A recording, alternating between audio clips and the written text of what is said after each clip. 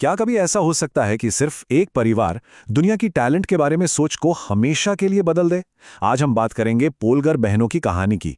ये एक ऐसे असाधारण एक्सपेरिमेंट की कहानी है जिसने इस धारणा को ही चुनौती दे दी कि महानता जन्म से मिलती है।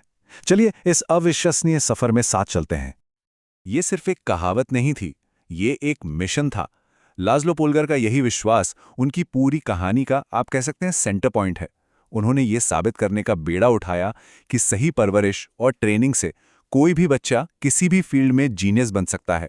सोचिए कितना बड़ा और दुनिया को बदलने वाला आइडिया था ये। तो कहानी शुरू होती है हंगरी में। एक मनोवैज्ञानिक थे, लाज़लो पोलगर, जिन्होंने एक बहुत ही क्रांतिकारी फैसला लिया। उन्होंने तय किया कि वो अपने 3 बेटियों सूजन, सोफिया और जुडिथ को स्कूल नहीं भेजेंगे, उन्हें घर पर ही पढ़ाएंगे। और लक्ष्य सिर्फ एक, उन्हें शतरंज का वर्ल्ड चैंपियन बनाना। और यही थी उनकी परिकल्पना, उनका हाइपोथेसिस। ये उस समय की सोच के बिल्कुल खिलाफ था, जो ये मानती थी कि टैलेंट तो भाई ऊपर वाले का दिया हुआ तोहफा है। लेकिन लाज़लो का मानना था कि नहीं, टैलेंट एक स्किल है जिसे मेहनत से तराशा जा सकता है। और उनकी बेटियां इस सिद्धांत का जीता जागता सबूत बनने वाली थीं। तो सवाल यह है कि उन्होंने ये किया कैसे। देखिए, ये कोई जादू नहीं था, ये था एक बहुत ही सावधानी से बनाया गया सिस्टम। एक ऐसा माहौल जो सिर्फ टैलेंट को नर्चर नहीं कर रहा था, बल्कि उसे हर दिन हर घंटे सचमुच बना रहा था। ये कामयाबी सिर्फ घंटों की प्रैक्टिस पर नहीं टिकी थी। नहीं, ये एक पूरी की पूरी मानसिकता थी। हार को हार नहीं, बल्कि एक डेटा पॉइंट मानना, गलतियों को सीखने का एक जरिया समझना। और यही वो नींव थी जिस पर उनकी महानता की इतनी बड़ी इमारत खड़ी हुई। लेकिन जाहिर है ये सफर बिल्कुल आसान नहीं था।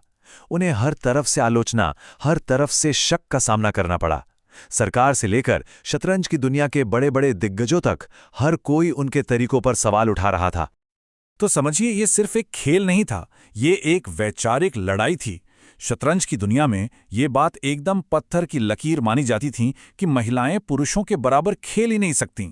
और पोलगर परिवार, वो सिर्फ मैच नहीं जीत रहा था, वो दशकों पुरानी इन धारणाओं को जड़ से उखाड़ फेंक रहा था।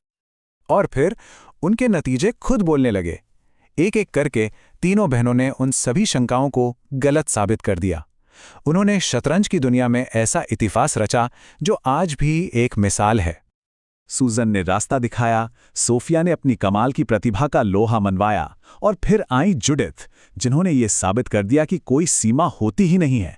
उन्होंने न सिर्फ महिला खिलाड़ियों को, बल्कि दुनिया के बेहतरीन पुरुष खिलाड़ियों को भी मात दी। नंबर 8, ये थी जुडिथ पोलगर की दुनिया में पीक रैंकिंग। सिर्फ महिलाओं में नहीं, बल्कि सभी खिलाड़ियों में। ये उनके पूरे एक्सपेरिमेंट की सफलता का सबसे बड़ा और सबसे ठोस सबूत था। एक ऐसी उपलब्धि जिसने हमेशा के लिए खेल को बदल कर रख दिया। उनकी सबसे बड़ी जीत कोई ट्रॉफी या मेडल नहीं थी, असली जीत तो मानसिकता की थी। उन्होंने दुनिया को ये दिखा दिया कि जिसे हम लिमिट या सीमा कहते हैं ना, वो अक्सर हमारे अपने दिमाग में होती है। तो इस कमाल की कहानी से हम क्या सीख सकते हैं? इस परिवार की यात्रा हमें सफलता के कुछ बहुत ही शक्तिशाली सिद्धांत सिखाती है।